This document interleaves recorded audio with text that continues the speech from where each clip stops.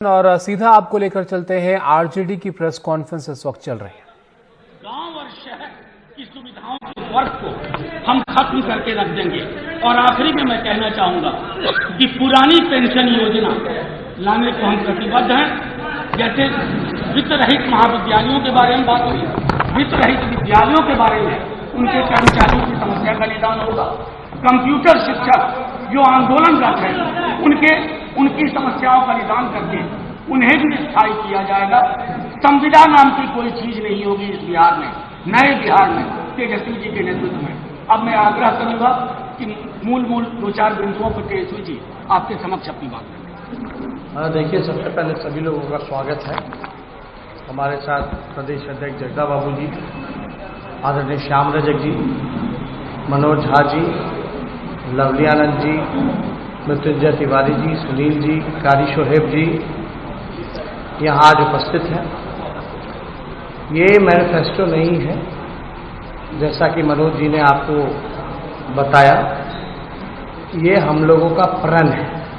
प्रण हमारा संकल्प बदलाव का, जो कि सच होने वाला है।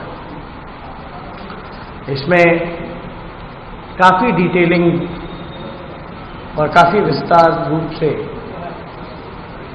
हर एक क्षेत्र को लेकर के हर एक चीज़ों का ध्यान रखने का काम किया है, जिससे हम वाकई में बिहार को खुशहाल, बेहतर, समृद्ध बना सकते हैं। और हमने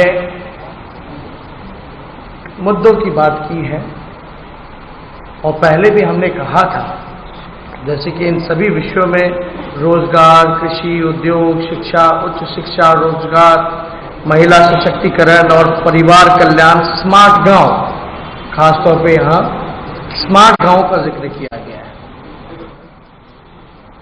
स्वयं सहायता समूह के बारे में है, पंचायती राज संस्थान के बारे में है, सामुदायिक विकास और गरीबी उन्मूलन के बारे में है, पशुपालन एवं मत्स्य पालन के बारे में है, स्वास्थ्य सेवाएं के बारे में है, सरकारी सेवा से जुड़े हुए मुद्दे हैं, बिहार की सांस्कृतिक विरासत और रचनात्मक उद्योग के बारे में इसमें है, खेल नीति हमारी क्या रहेगी इसमें विस्तार रूप से दिया गया है, आधारभूत संरचनात्मक विकास के बारे में इसमें जिक्र किया गया है, जलवायु परिवर्तन से संबंधित हमारी जो प्रतिबद्धताएं हैं, ये सारे लगभग जो हैं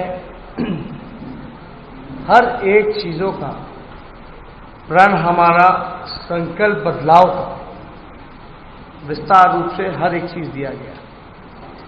इसमें आदरणीय राष्ट्राध्यक्ष लालू प्रसाद जी का, पूर्व मुख्यमंत्री आदरणीय राबड़ी देवी जी का संदेश भी इसमें बिहार के लोगों को दिया गया है। हमने पहले भी कहा, कई दिनों से हम लोग कह रहे हैं, लोग हंसी उड़ाया करते थे कि भाई रोजगार कैसे देंगे, पैसा कहां से लाएंगे। हमने कहा रोजगार और नौकरी में अंतर है। रोजगार तो कचरे साफ करने वाला भी रोजगार हुआ, पकौड़ा तलो वो भी रोजगार हुआ, नाले साफ करो वो भी रोजगार हुआ। लेकिन हम यहां 10 लाख सरकारी नौकरियों के बारे में जिक्र कर रहे हैं। और पहले कलम से पहले मंत्रिमंडल के बैठक में ये सच होने वाला है कि देश के इतिहास में पहली बार इकट्ठे 10 लाख नौजवानों को सरकारी नौकरियां दी जाएंगी। 4.5 लाख नौकरियां रिक्त हैं स्वास्थ्य सेवाएं में, शिक्षा विभाग में, पुलिस महकमे में। 60% जूनियर इंजीनियर का पद जो है वो खाली, यानी doctor, nurse, compounder, lab technicians, engineers, professor, teacher, आपके पुलिस बल की जो क्षमता है, जो होनी चाहिए, जो कि अभी नहीं है। हमने उदाहरण भी दिया था मणिपुर जैसे छोटे राज्य का कि भाई 1 लाख आबादी पे वहाँ 1000 से ज़्यादा पुलिसकर्मी हैं, लेकिन बिहार में 1 लाख आबादी पर 77 पुलिसकर्मी हैं। तो इन सारे विभागों को अगर हम मिलाएं तो लगभग 4.5 लाख नौकरियां जो हैं कभी भी सरकार दे सकती है, और ये बजट में ऑलरेडी प्लान बजट में इन सारी चीजों का व्यवस्था है। पगार की बात होती है, सैलरी की बात होती है, क्योंकि ये पदे रिक्त हैं।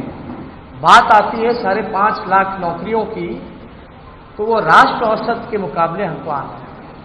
हमको बिहार बेहतर बनाना है, जहां फंसा हुआ है हमको वहां से निकालना है। तो निकालना है तो कम से कम जो नेशनल एवरेज है उसको हमको कंपीट करना पड़ेगा, उसके मुकाबले राष्ट्र औसत के मुकाबले हमको आना पड़ेगा। तो 4.5 और 5.5 लाख नौकरियां मिला के टोटल 10 लाख हो जाती है। झूठा वादा करना हो भाजपा और डबल इंजन सरकार का जैसे करते रहे, तो हम लोग भी बोलते भाई 50 लाख नौकरियां देंगे, हम लोग भी शुरू से बोलते कि 1 करोड़ नौकरियां देंगे, लेकिन 10 लाख ही क्यों? क्योंकि जो रिक्वायरमेंट है, चाहे पदे खाली हो या राष्ट्र औसत के मुकाबले आने के लिए। अब भाजपा वाले बताएं कि भाई उनका मुख्यमंत्री का चेहरा कौन है? नीतीश कुमार है। नीतीश कुमार ने तो 10 लाख में ही हाथ खड़े कर दिए थे कि कहां से देगा, पैसे कहां है, तो बीजेपी कहां से देगी? कौन करेगा? नेतृत्व तो नीतीश कुमार कर रहे, उन्होंने तो पहले ही हाथ खड़ा कर दिया। तो ये बेवकूफ किसको बना रहे हैं? बोलते हैं पैसा नहीं है। बिहार का बजट लगभग 2,13,000 करोड़ का है, जिसमें खर्च केवल 60% होता है, 40% खर्च नहीं हो पाता। जो खर्च नहीं हो पाता 40% अगर कुल बजट का अगर निकाला जाए तो 80,000 करोड़ होता है। और डिप्टी सीएम सुशील मोदी कुछ और बयान ही कह रहे थे। अब कहां है? जल्दी स्वस्थ हो जाए, हम लोगों की शुभकामनाएं हैं। लेकिन यही सुशील मोदी जी ने 2 बयान दिए थे, आपको याद होगा, 3 बयान, कि संसाधनों की कमी है जब मजदूरों को लाने की बात की जा रही थी। एक बार अपराधियों के सामने हाथ जोड़ दिया था पितृपक्ष के महीने में। चौथा हाफ पैंट में ये भागे थे जब पटना में जनजमाव था। और चौथा जो बेइज्जती इन्होंने करने का काम किया, जो रोजी रोटी कमाने जो मजदूर पलायन करके जाते हैं, बोलते शौक के लिए जाते हैं, मजे के लिए बाहर जाते हैं, इसलिए पलायन करते हैं। तो ये है बीजेपी का चेहरा बिहार में, ये है। और चिट्ठी निकाला जाता है कि मजदूर भाई अगर आएंगे तो अपराध बढ़ जाएगा। अब क्यों खामोश है भैया सरकार? क्या हुआ? कुछ ऐसी अनहोनी तो नहीं होगी जो 40 लाख से भी ज्यादा मजदूर आए? लेकिन सबके आंख जरूर खुल गए थे, इतनी बड़ी संख्या में बिहार में पलायन हुआ है, किसी ने देखा नहीं था। लेकिन लॉकडाउन के दौरान सब लोगों का जो आंख था वो खुल गया, जो पर्दे लगे थे वो पर्दे हट गए। चाहे कृषि का क्षेत्र हो, नौजवान की बात हो, महिला सशक्तिकरण की बात हो, स्वयं सहायता समूह, आंगनबाड़ी से लेकर के जो हमारी विकास मित्र हैं, जो आपके जीविका हैं, ये जितनी स्वयं सहायता समूह हैं, सबके मानदेय को लगभग दुगुने से ज्यादा हम लोग बढ़ाने का काम करेंगे, नियमित करने का काम। और एक बात और, नियोजित शिक्षकों को लेकर के जो था समान काम समान वेतन को, उसको भी लेकर के हम लोग जो है समान काम समान वेतन हम लोग करेंगे। जो 10 लाख रोजगार की बात, नौकरियों की, सरकारी नौकरियों की बात कर रहे हैं, ये कोई प्राइवेट का अलग से नहीं है। जब कारखाने लगेंगे, हमारी उद्योग नीति क्या है इसमें विस्तार रूप से है, कृषि का हमारा क्या प्लान रहेगा इसमें विस्तार रूप से, ज्यादा समय नहीं लेंगे, आप लोगों को डिस्ट्रीब्यूट हो जाएगा, आप सब लोग देख सकते हैं, पढ़ सकते हैं। लेकिन हर एक तरीके से हम लोगों ने बिहार के सामने अपना विजन और डॉक्यूमेंट रखा है। आज तक हवाई बातें हुआ करती थी, लेकिन ये हमारा संकल्प है, संकल्प बदलाव का, ये हमारा प्रण है जो कि सच होने वाला है, और ये हम करके दिखाएंगे।